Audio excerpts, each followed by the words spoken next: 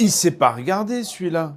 Parfois, c'est une voix qui nous vient à l'intérieur de nous-mêmes et peut-être qu'on l'exprime aussi. Vos meilleurs amis sont-ils plutôt ceux qui vous encouragent et qui vous confortent dans ce que vous faites, ou bien ceux qui se permettent de vous faire des remarques et des reproches? Connaissez-vous par ailleurs des personnes qui acceptent facilement les reproches? Connaissez-vous des personnes qui font facilement des réprimandes aux autres? Qu'en pense la Torah? Nos maîtres vont dire, dans le traité de Erchin, dans le Talmud, qu'il est très difficile de trouver des personnes qui savent recevoir des réprimandes, autant que des personnes qui savent en adresser justement. Et pourtant, le Rambam va nous dire qu'on ne peut pas s'améliorer dans la vie si on n'accepte pas les réprimandes.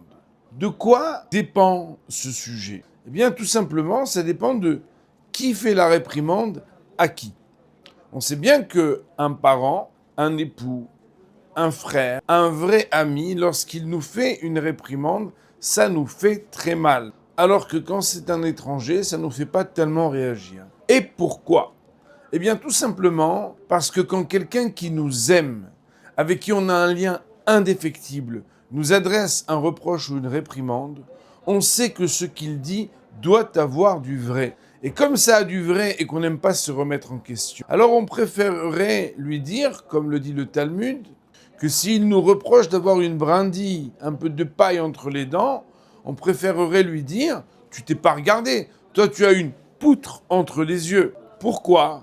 Tout simplement parce qu'il est très difficile de se remettre en question.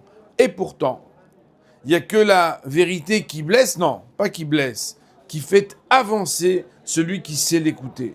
C'est la raison pour laquelle un bon ami doit pouvoir se permettre de nous dire des choses qui ne vont pas, parce qu'il nous aime et il souhaite nous aider à nous améliorer.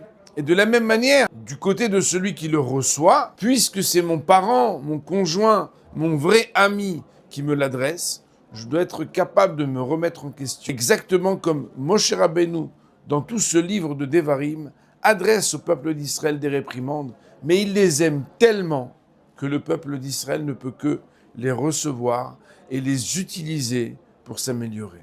Shabbat Shalom.